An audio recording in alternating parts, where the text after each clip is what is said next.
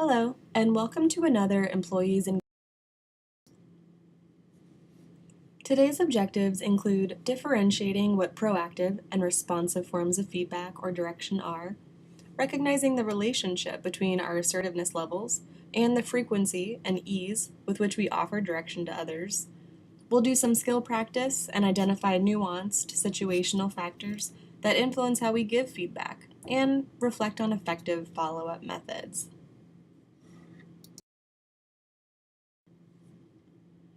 This slide illustrates the differences between proactive and responsive forms of feedback. Proactive feedback is what we do when we have the time to carefully consider people's performance and give them direction that will develop them and improve their performance and skills. We provide this type of feedback sometimes when we can foresee upcoming issues or confusion and provide support to avoid such problems. We also give this type of feedback intermittently, and we use this form of feedback as a means to coach others. Responsive direction, however, is what we do when we need to react to day-to-day and the moment performance issues. Here, we're less of a developmental coach and more of a line manager or supervisor. This type of feedback may be given on a daily basis and must address performance issues immediately. Hence, there's little to no prep time for these conversations. Responsive or in-the-moment direction is what we'll focus on today. But first, think about how your personality may play a role in your tendencies to offer feedback. Consider assertiveness, for example.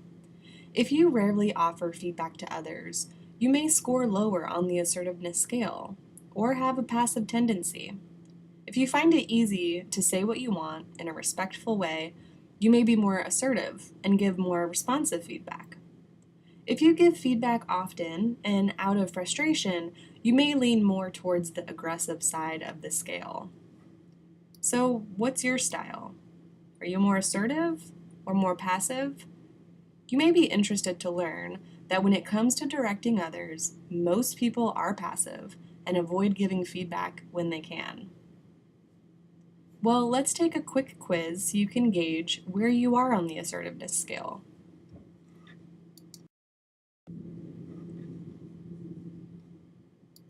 So consider your supervisory style and answer the following questions on a scale from 1, never, to 5, always. You can also see the rating scale above. I can easily verbalize my feelings, wants, and expectations. I can tell others when their behavior is a problem for me. If I disagree with the majority of my peers, I can stick to my guns without feeling uncomfortable or being abrasive.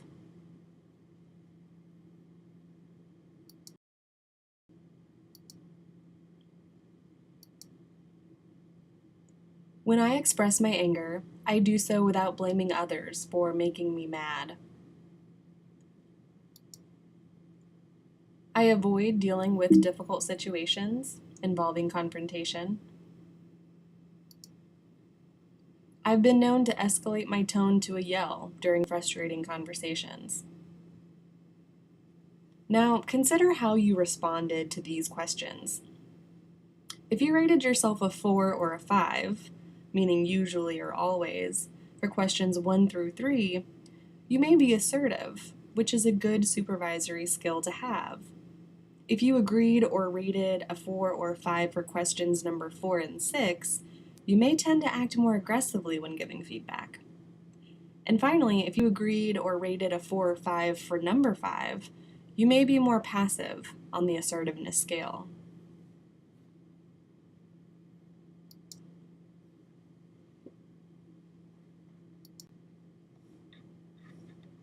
Now, please take a moment to reflect on your quiz responses.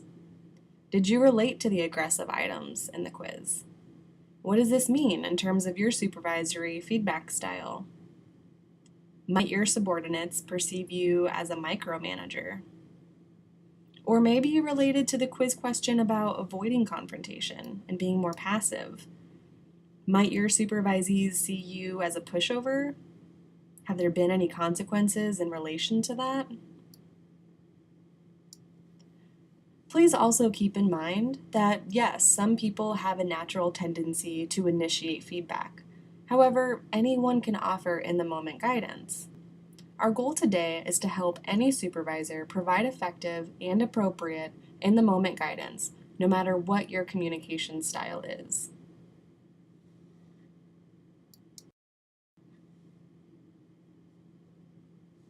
Before we discuss the elements in responsive feedback, it's best to begin describing proactive feedback first, as the two types do share common characteristics.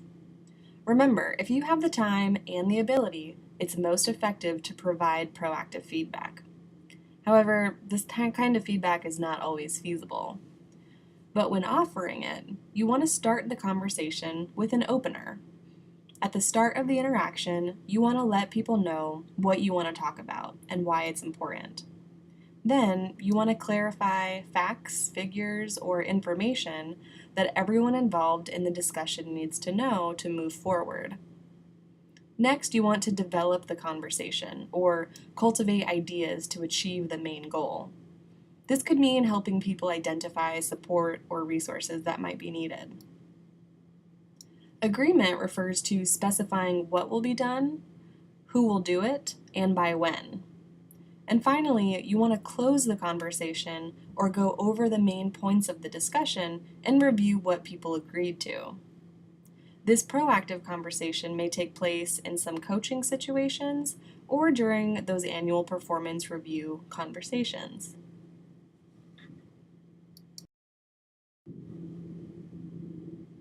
Now that we're familiar with proactive feedback, we can review responsive feedback.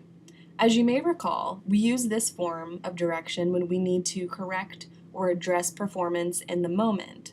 It's not feasible to always give people rich and deliberate feedback, so we need a way to give direction that's quick while still maintaining a sense of respect and assertiveness. So the conversation roadmap looks a little different. When you want to correct someone's behavior at work in real time, you should first open the conversation. Clarify your meaning and gain agreement on what you'd like them to do. For example, while at work you notice one of your cashiers is not smiling. They're not smiling at customers or greeting them.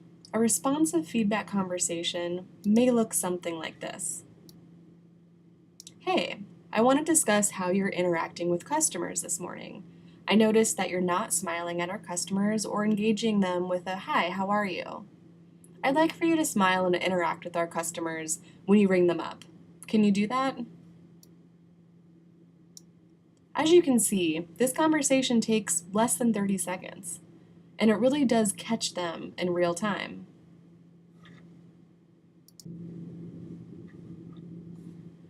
Now it's your turn to offer responsive feedback. Consider the above prompt. An employee you supervise just misquoted the price of an item or service to a customer. How would you provide responsive feedback to this employee? Consider how you would open or begin your corrective remarks, what you need to clarify, and what you'd like them to agree to. Feel free to pause the presentation so you can complete this skill practice.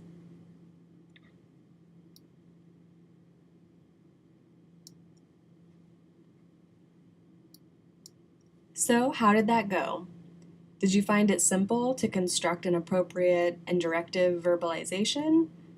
Perhaps you said something to the effect of, "Hi Karen, can I talk to you about the quote you just provided that customer? I noticed you told them the price was $10 when really it's on sale for $7.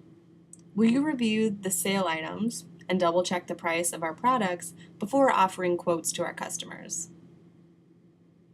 Or perhaps you directed this conversation to both the customer and the employee, so you could correct the misinformation before the customer walked away. There are many situational factors that may influence the way or the timing of our responsive feedback.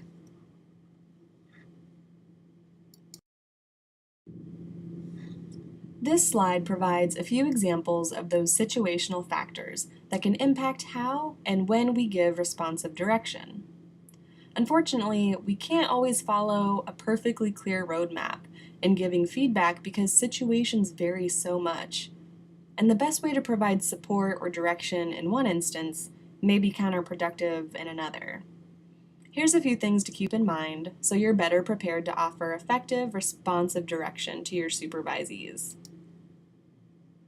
First, the urgency of the situation or the degree of consequence for the performance mistake may dictate how swiftly you offer feedback. If someone makes a mistake that will have an immediate consequence, it's best to correct the behavior at that time. However, if you see a mistake that's really not urgent or consequential, you may hold off on that conversation and add it to a more robust developmental conversation, similar to what we see in the proactive conversation. Sometimes you may need just to take over in a situation that's urgent, and then you can talk about it later and offer the feedback needed for the employee to do a job more independently.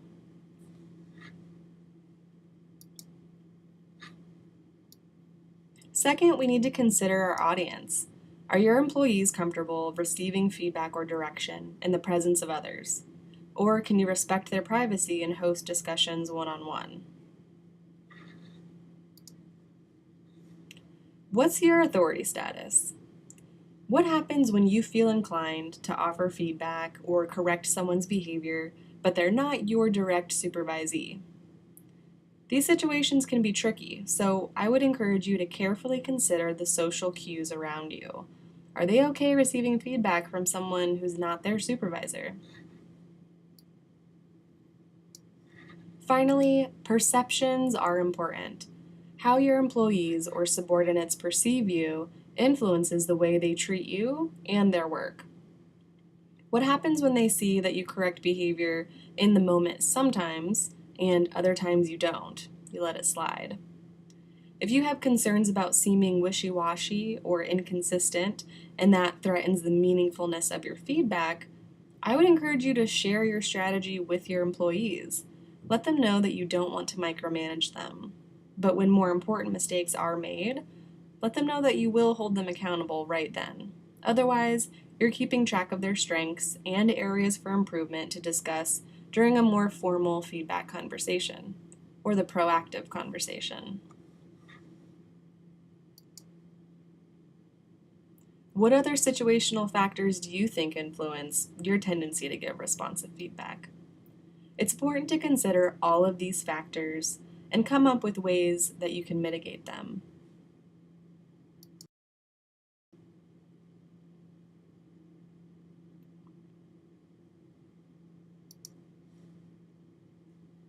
We have discussed a number of factors that impact the way you give feedback, but we also need to consider factors that will encourage others to accept the feedback you provide. Your body language, or the cues that you transmit from your mannerisms, sends the feedback receiver information about how to accept your feedback. For example, if you exude confidence and sincerity while you give direction, people are more likely to agree and accept your feedback. If your body language and tone indicate arrogance, anger, or even passivity, people are likely to respond negatively, and they may even reject the direction you provide. So be mindful of your body language and tone next time you offer someone direction, and determine if you can practice any of these body confidence demonstrations, such as posture, eye contact, hand and arm gestures.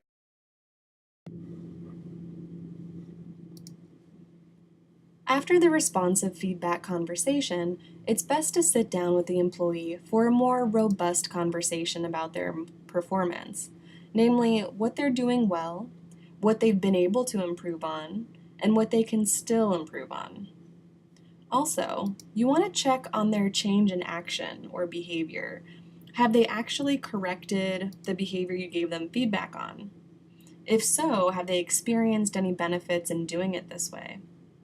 And finally, you want to provide them support, encouragement, and resources.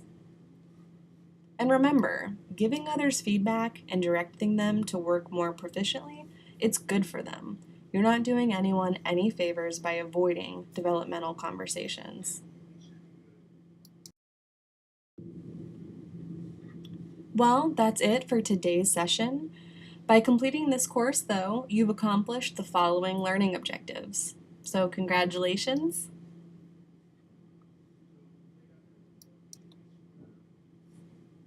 And thank you for participating in our online session on giving others direction, providing in-the-moment guidance. We hope to see you at our next Employees Engaging in Excellence sessions. Thanks again.